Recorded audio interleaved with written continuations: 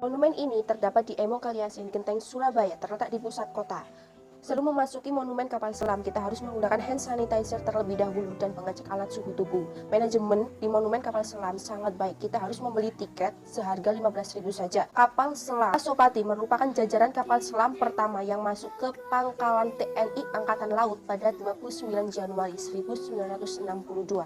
Kapal selam ini merupakan salah satu jenis kapal dari 10 kapal selam yang jenisnya sama, yang turut berperan dalam perjuangan tentara merebut Irian Barat yang dikuasai Belanda. Kapal selam Pasopati kemudian menjadi salah satu tulang punggung kekuatan TNI Angkatan Laut dalam menjaga kedaulatan wilayah Republik Indonesia.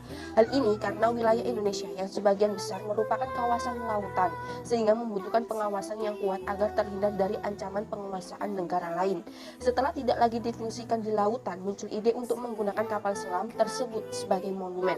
Tujuannya adalah untuk memberikan pendidikan kepada masyarakat mengenai perjuangan para tentara selama merebut dan mempertahankan kemerdekaan Indonesia ini. Kota Surabaya dipilih sebagai tempat untuk mendirikan monumen kapal selam tersebut dengan alasan bahwa di Surabaya merupakan kota pahlawan. Di tempat ini pula pernah terjadi peristiwa sejarah dalam upaya mengusir penjajah yang kemudian dikenal dengan adanya Hari Pahlawan.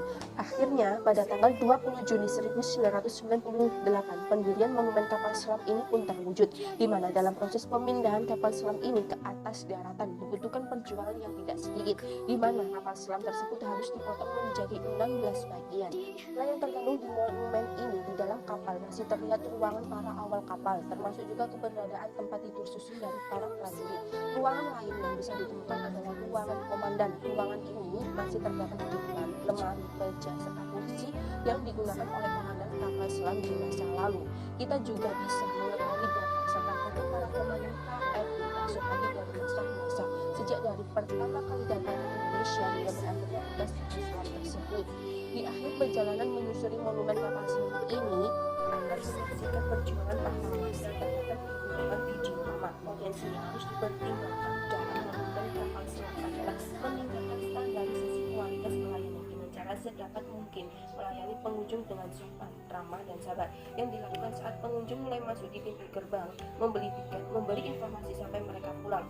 Semua itu dapat dicapai dengan menempatkan petugas lapangan yang terdidik dan terampil serta betul-betul menguasai kondisi kapal. Blitar, salah satu kota sejarah yang ada di Pulau Jawa. Blitar dijuluki sebagai kota Patria, merupakan tempat aku dilahirkan dan dibesarkan sampai seperti sekarang ini. Akan tetapi, belum ada jasa yang besar yang kuberikan pada Blitar. Hanya patuh pada aturan yang berlaku dan penghormatan pada jasa para pahlawan.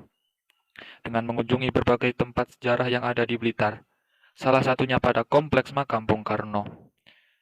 Tempat yang beralamat di Kota Blitar, Jalan Insinyur Soekarno nomor 152, terdapat perpustakaan dan museum Bung Karno. Perpustakaan dan Museum Bung Karno diresmikan pada tanggal 3 Juli 2004. Perpustakaan dan Museum Bung Karno merupakan destinasi wisata yang menarik dan bisa mengedukasi diri tentang hal-hal yang berkaitan dengan sejarah negara Indonesia. Akses untuk menjangkau tempat ini sangatlah mudah. Juga biaya yang sangat murah, bahkan untuk masuknya saja bisa dikatakan gratis, hanya mengeluarkan sekitar Rp5.000 untuk ongkos parkir. Tujuan utama pendirian museum ini merupakan sebagai penghormatan kepada jasa beliau ketika memperjuangkan kemerdekaan Indonesia melalui pemikiran dan tulisan ketika beliau masih hidup. Latar belakang pendirian museum ini meliputi aspek historis, ideologis, dan empiris. Dilihat dari aspek historis, Blitar sangat kental dengan pahlawan yang ada di Blitar, seperti Bung Karno dan Supriyadi. Sedangkan aspek ideologis berkaitan erat dengan pemikiran Bung Karno. Walaupun beliau sudah meninggal, akan tetapi pemikiran beliau melalui karyanya masih tetap hidup.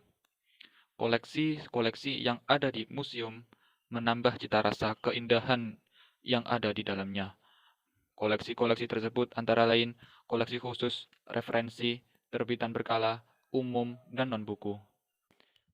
Adanya Kompleks Makam Bung Karno memberikan dampak yang sangat besar bagi kehidupan di sekitar kompleks, khususnya bidang ekonomi, sehingga roda ekonomi masyarakat di sekitar kompleks bisa berjalan semestinya. Sekian.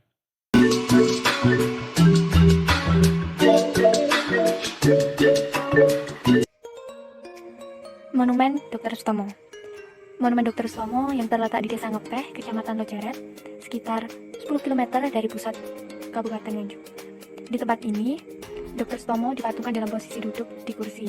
Tangan kanannya diletakkan di atas buku yang terbuka, yang menggambarkan bahwa beliau adalah seorang cendekiawan yang sedang menekuni dan memperdalam ilmu pengetahuan.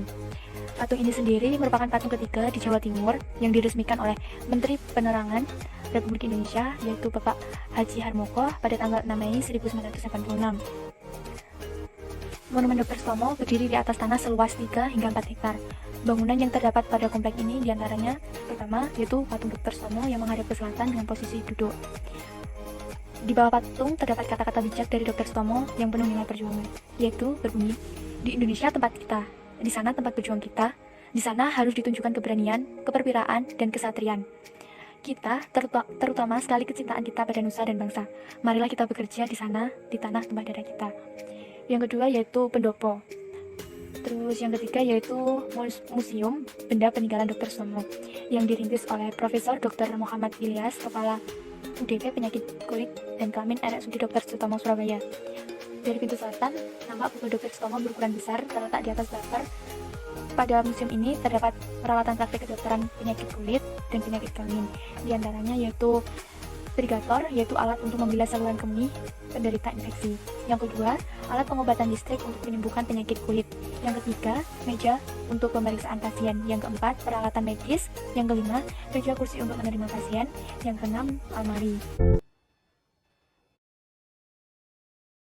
Monumen Kresek merupakan sejarah kelam bangsa Indonesia yang letaknya berada di Desa Kresek, Kecamatan Ungu, Kabupaten Madiun. Pada tahun 1948, tempat ini merupakan tempat eksekusi sejumlah tokoh masyarakat, ulama, polisi, dan juga tentara. Dulunya tempat ini merupakan perkampungan, tetapi kemudian warga di lokasi tersebut dipindahkan dan dibangunlah monumen ini. Pembangunannya dimulai pada tahun 1987 dan selesai pada tahun 1991. Di sini ada beberapa patung dan juga relief yang menggambarkan kekejaman dari PKI. Dulu Partai Komunis Indonesia atau yang dikenal dengan PKI yang dipimpin oleh Musa Manowar masuk ke desa ini dengan membawa banyak tawanan. Kemudian tawanan tersebut dieksekusi di rumah-rumah warga dan setelah dieksekusi jenazahnya dibiarkan tergeletak begitu saja di dalam dan di luar rumah warga. Setelah melakukan eksekusi, para pasukan PKI lari ke arah timur ke wilayah Ponorogo. Di sini terdapat patung 5 anak untuk mengingatkan agar generasi masa depan tidak melupakan sejarah dan tidak terjadi peristiwa seperti itu lagi. Selain dari patung 5 anak tersebut, terdapat juga patung lain yang menggambarkan kekejaman dari PKI.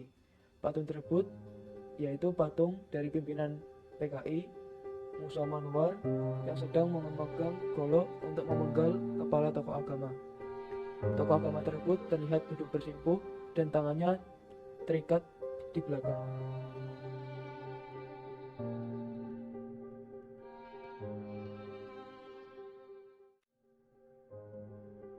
Selain patung dan relief, di tempat ini juga terdapat bangunan pendopo yang dahulu merupakan rumah warga yang dijadikan sebagai tempat eksekusi para tawanan dari PKI.